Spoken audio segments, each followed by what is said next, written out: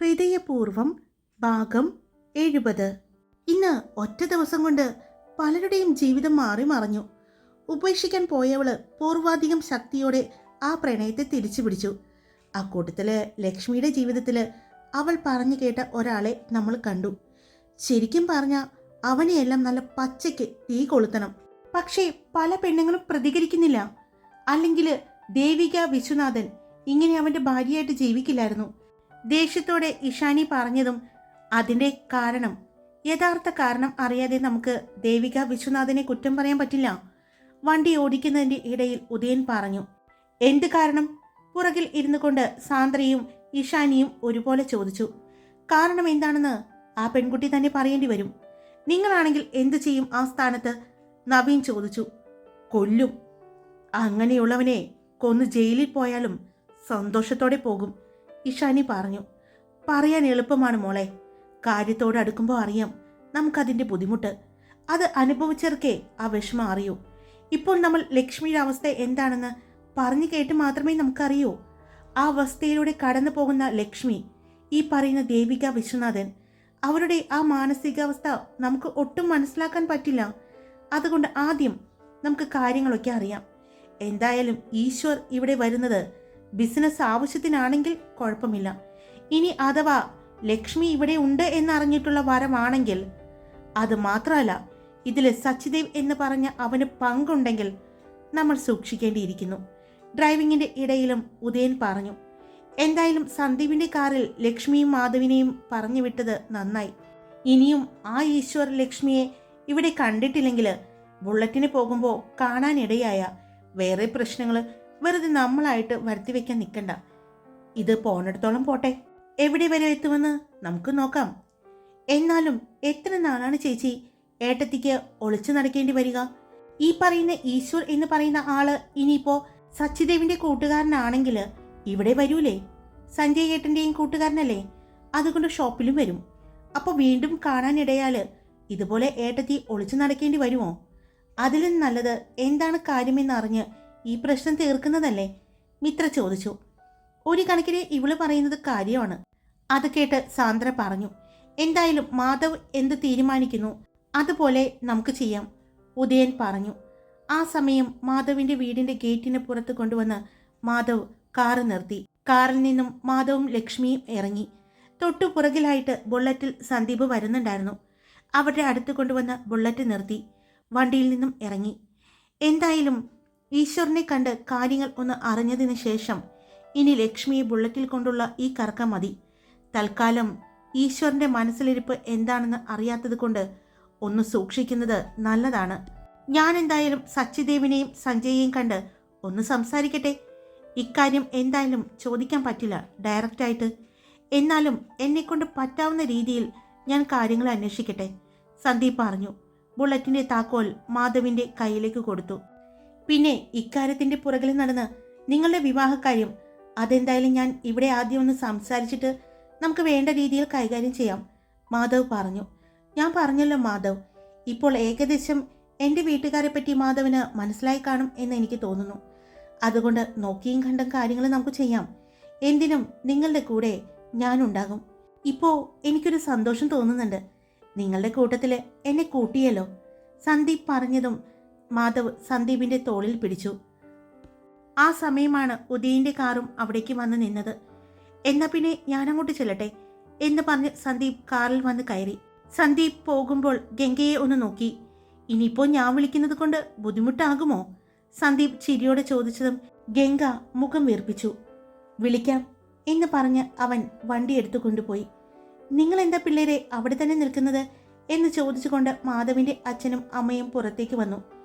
ഗേറ്റിന്റെ അടുത്തേക്ക് വന്നുകൊണ്ട് സന്ദീപിന്റെ കാർ നോക്കിക്കൊണ്ട്, അത് ദേവർ മഠത്തിലെ ചെറുക്കനല്ലേ? അച്ഛൻ ചോദിച്ചു. അതെ സന്ദീപ്, മാധവ് പറഞ്ഞു. നിങ്ങളെന്താ അയാളുടെ വണ്ടിയിൽ വന്നിറങ്ങിയത്? അച്ഛൻ ചോദിച്ചു.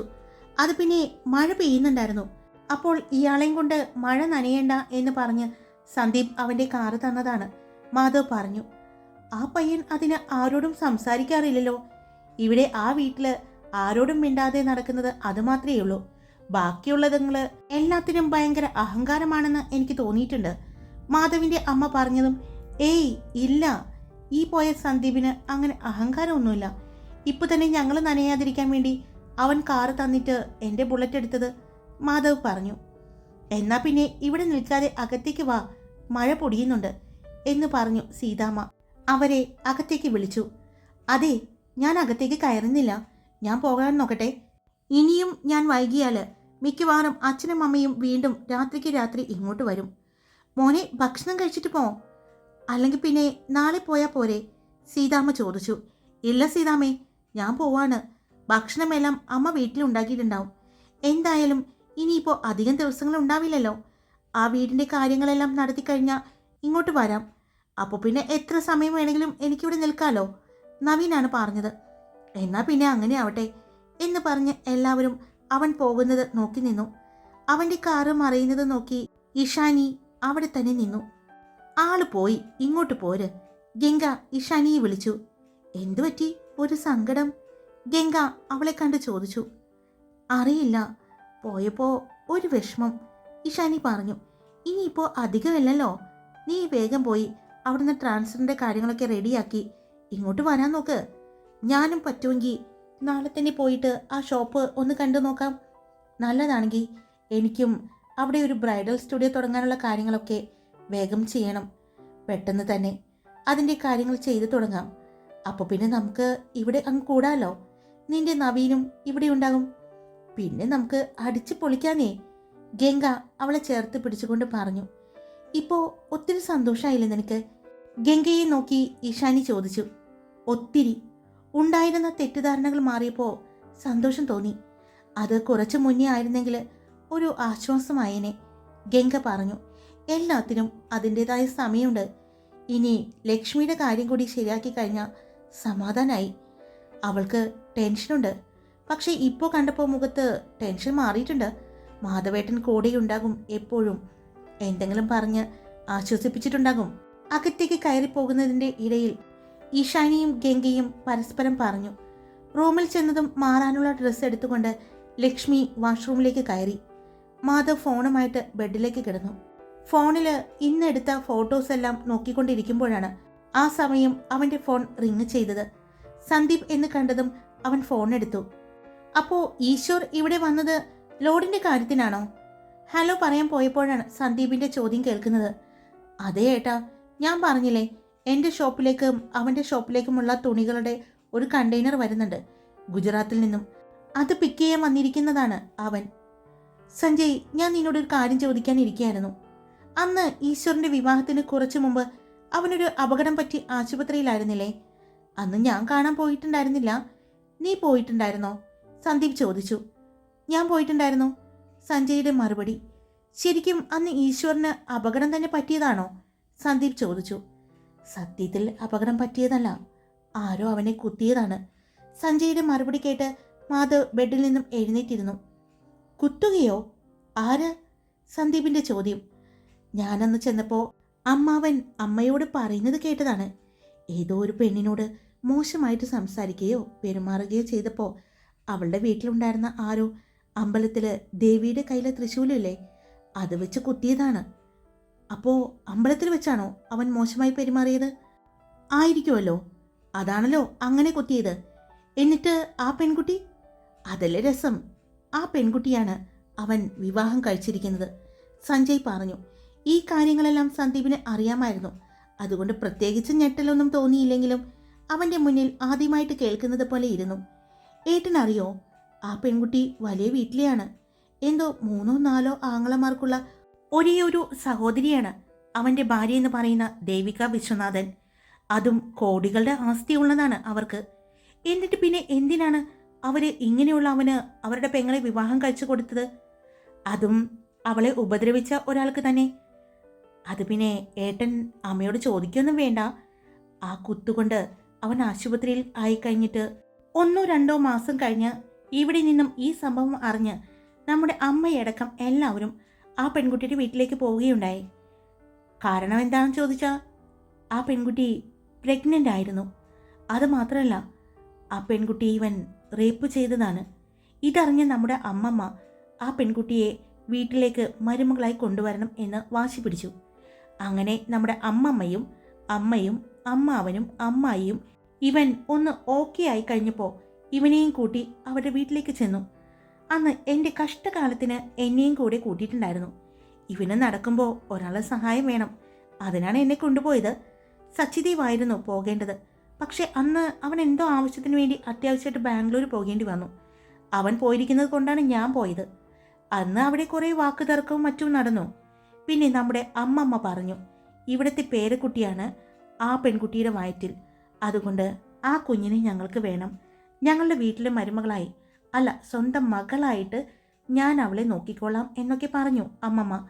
അവരുടെ കാല് പിടിച്ചു. പിന്നെ ഇവനെ കൊണ്ട് കുറേ മാപ്പൊക്കെ പറയിപ്പിച്ചു.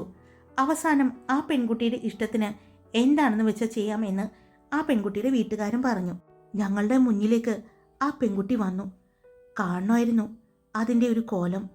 തകർന്നു പോകും, ഒരു ഭ്രാന്തിയെപ്പോലെയായിരുന്നു. എനിക്ക് ശരിക്കും ആദ്യം കണ്ടപ്പോൾ പേടിയാ തോന്നിയത്. പിന്നെ ആരോടും സംസാരിക്കുന്നുണ്ടായിരുന്നില്ല. ഇവനെ കണ്ടപ്പോൾ പക്ഷേ പെട്ടെന്ന് ആ കുട്ടി ഇവൻ്റെ കോളറിലേക്ക് കയറി പിടിച്ചു. കുറേ പാടുപെട്ടാണ് ഞാൻ ആ പെൺകുട്ടിയെ പിടിച്ചു മാറ്റിയത്. പിന്നെ അവളെ സ്വസ്ഥമായിട്ടിരുത്തി കാര്യങ്ങളൊക്കെ സംസാരിച്ചു. അവൾക്ക് ആലോചിക്കാനുള്ള സമയം കൊടുത്തു. ഞങ്ങൾ തിരിച്ചു പോന്നു. അവൾ ആ കുഞ്ഞിനെ കൊല്ലാൻ തന്നെ തീരുമാനിച്ചിരുന്നു. അവൾക്ക് കുഞ്ഞിനെ വേണ്ടാന്ന് അവൾ വീട്ടുകാരോട് പറഞ്ഞു. അത് കേട്ട് നമ്മുടെ അമ്മമ്മയ്ക്ക് ഭയങ്കര സങ്കടമായിരുന്നു. അപ്പോൾ ഇവൻ എങ്ങനെയായിരുന്നു? സന്ദീപിൻ്റെ ചോദ്യം കേട്ടു. ഇവൻ്റെ അവസ്ഥ എന്താണെന്ന് ചോദിച്ചാൽ ആ പെണ്ണിനെ ഇഷ്ടമായിരുന്നു. ശരിക്കും ഇഷ്ടപ്പെടാൻ കാരണം ഞാൻ പറഞ്ഞില്ലേ, അവർ കോടികൾ ഉള്ളതായിരുന്നു. ഇവനും കോടികളുണ്ട്.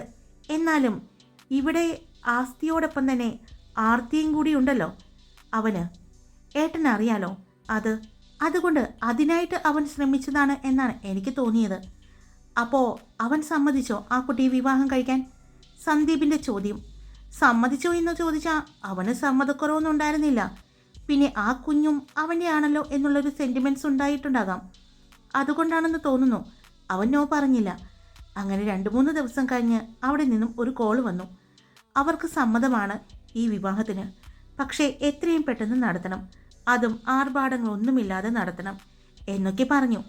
ആ പെൺകുട്ടിയെ ഇവനെ കൊണ്ട് വിവാഹം കഴിപ്പിച്ചു. അങ്ങനെയാണ് ആ സംഭവബഹുലമായ ആ വിവാഹം നടന്നത്. ഒരു ദീർഘനിശ്വാസം വിട്ടുകൊണ്ട് സഞ്ജയ് പറഞ്ഞു, എന്നിട്ട് അവനും അവളും തമ്മിൽ ഇപ്പോൾ എങ്ങനെയാണ്? നിന്നോട് അവൻ വല്ലതും പറഞ്ഞിട്ടുണ്ടോ? സന്ദീപ് ചോദിച്ചു. അങ്ങനെ ചോദിച്ചു കഴിഞ്ഞാൽ അവൾ വലിയ രസത്തിലൊന്നുമല്ല. രണ്ടുപേരും ഒരുമിച്ച് തന്നെയാണ്, ഒരു മുറിയിലൊക്കെ തന്നെയാണ് എന്നാണ് ഞാൻ അറിഞ്ഞത്. അവൻ തന്നെ പറഞ്ഞതാണ്. പക്ഷേ അവൾ അവനെ അടുപ്പിക്കുന്നില്ല. അതുമാത്രമല്ല, ആ കുഞ്ഞ് അതിന് വേണ്ട എന്നുള്ള വാശിക്ക് ആ പെൺകുട്ടി ആ കുഞ്ഞിനെ അബോർഷൻ നടത്തി.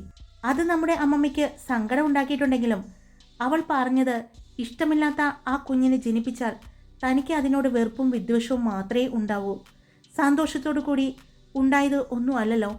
അതുകൊണ്ട് ഈ ഭൂമിയിലേക്ക് വന്ന് അതിനെ വേദനിപ്പിക്കുന്നതിലും നല്ലത് ഇങ്ങനെ ചെയ്യുന്നതല്ലേ എന്നൊക്കെ ചോദിച്ചു. അത് കേട്ടപ്പോൾ അമ്മമ്മയ്ക്കും അത് കേട്ടുനിന്ന എല്ലാവർക്കും അത് ശരിയാണെന്ന് തോന്നി. അങ്ങനെയാണ് അബോർഷൻ നടത്തിയത്. അവിടെ ഇത്രയും നാളായിട്ടും അവർ തമ്മിൽ പ്രശ്നങ്ങളൊന്നും തീർന്നിട്ടില്ല. ഇപ്പോഴും അകന്ന് തന്നെയാണോ ജീവിക്കുന്നത്? അവൾ ഇപ്പോഴും അങ്ങനെ തന്നെയാണ് ജീവിക്കുന്നത്. ആ കുട്ടി നമ്മുടെ സ്കൂളിൽ പഠിപ്പിക്കുന്നുണ്ട് ഇപ്പോൾ. ഏട്ടനറിയോ, ആ കുട്ടിയെ കണ്ടപ്പോൾ എനിക്ക് സത്യത്തിൽ ഭയങ്കര സങ്കടം തോന്നിയത്. പക്ഷേ ഇപ്പോൾ എനിക്ക് അതിനെക്കുറിച്ച് ഓർക്കുമ്പോൾ അഭിമാനം തോന്നുന്നു. കാരണം അവളെ ചതിച്ചതല്ലേ അവൻ. എന്നിട്ട് എന്തായി? ഇപ്പോൾ അവളെ തന്നെ കെട്ടി അവൻ ജീവിക്കേണ്ടി വന്നു.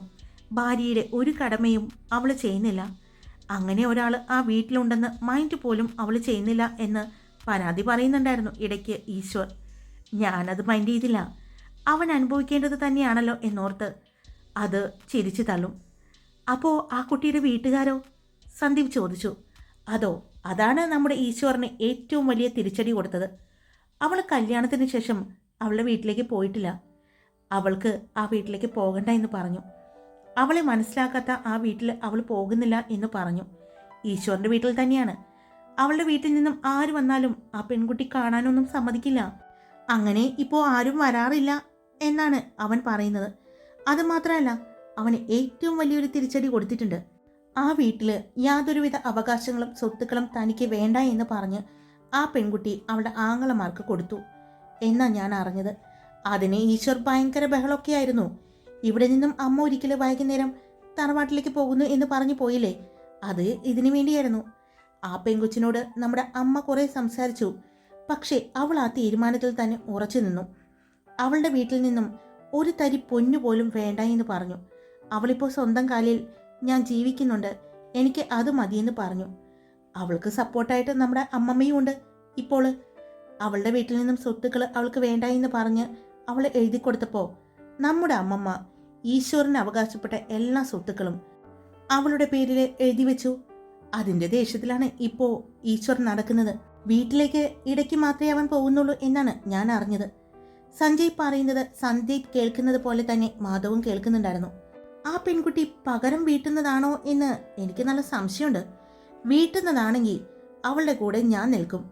സഞ്ജയ് പറയുന്നത് കേട്ട് സന്ദീപ് അവനെ നോക്കി. ഏട്ടൻ നോക്കണ്ട, അവനെ പോലെയുള്ളവർ ഇങ്ങനെയൊക്കെ നമ്മുടെ പെങ്ങളോട് ചെയ്താൽ നമ്മൾ എങ്ങനെയായിരിക്കും പ്രതികരിക്കുന്നത്? സഹോദരിമാരുള്ള ഒരു ആങ്ങളമാരും അത് സഹിക്കില്ല. ഇവിടെ പക്ഷേ അവളോട് ചെയ്ത തെറ്റിന് ശിക്ഷ അവൾ തന്നെ കൊടുക്കുന്നു. അങ്ങനെയാണ് എനിക്ക് തോന്നിയത്. എന്തായാലും അവൾ നല്ലൊരു സ്ത്രീയാണ്. എന്നെ പീഡിപ്പിച്ചു എന്ന് പറഞ്ഞ് മാധ്യമങ്ങളിലേക്ക് വന്നിരുന്ന് സംസാരിക്കാനും ഒരു ഇരയാവാനും അവൾ നോക്കിയില്ലല്ലോ. അവളോട് ചെയ്ത ക്രൂരതയ്ക്ക്, അവളോട് ചെയ്ത തെറ്റിന് അവൾ തന്നെ മധുരമായി തന്നെ പ്രതികാരം ചെയ്യുന്നു. സഞ്ജയ് ചെറിയ പുഞ്ചിരിയോടെ തന്നെ പറഞ്ഞു. അപ്പോഴേക്കും സഞ്ജയുടെ ഫോൺ റിങ് ചെയ്തു. അമ്മയാണല്ലോ എന്ന് പറഞ്ഞ് അവൻ ഫോൺ എടുത്ത് സംസാരിക്കാൻ തുടങ്ങിയതും സന്ദീപ് കയ്യിലിരുന്ന ഫോൺ ചെവിയിലേക്ക് വെച്ചു. മാധവ്, സന്ദീപ് വിളിച്ചതും ഞാൻ കേൾക്കുന്നുണ്ട്. അപ്പോൾ ഞാൻ കരുതിയത് പോലെ തന്നെ ദേവിക വിശ്വനാഥൻ പകരം വീട്ടുകയാണ്, മധുരമായിട്ട് തന്നെ. എന്തായാലും നമുക്ക് അവളൊന്ന് കാണണം, മാധവ് പറഞ്ഞു. ശരിയാണ്, ആ പെൺകുട്ടിയെ കാണണം. അതിന് നീ മാത്രം പോയാൽ പോരാ മാധവ്, ലക്ഷ്മിയും കൊണ്ടുപോകണം. എന്താണ് ആ പെൺകുട്ടിയുടെ മനസ്സിലെന്ന് അറിയണം. എന്നിട്ട് അവളുടെ കൂടെ നിൽക്കണം നമ്മൾ, സന്ദീപ് പറഞ്ഞു. അതിന് മാധവ് ഒന്ന് മൂളുക മാത്രം ചെയ്തു. ഞാൻ പിന്നെ വിളിക്കാം എന്ന് പറഞ്ഞുകൊണ്ട് സന്ദീപ് ഫോൺ കട്ട് ചെയ്തു. ഹായ്, എല്ലാവരും സുഖമായിട്ടിരിക്കുന്നോ? ഞാൻ സുഖമായിട്ടിരിക്കുന്നു. അപ്പോൾ സ്റ്റോറി ഇട്ടിട്ടുണ്ട്. ഇഷ്ടപ്പെട്ടാൽ ലൈക്ക് ചെയ്യാനും ഹൈപ്പ് ചെയ്യാനും നിങ്ങളുടെ അഭിപ്രായം കമൻറ്റ് ചെയ്യാനും സബ്സ്ക്രൈബ് ചെയ്യാതെ കേൾക്കുന്നവരുണ്ടെങ്കിൽ സബ്സ്ക്രൈബ് ചെയ്യാനും മറക്കല്ലേ. Love you all. It's me Karthika.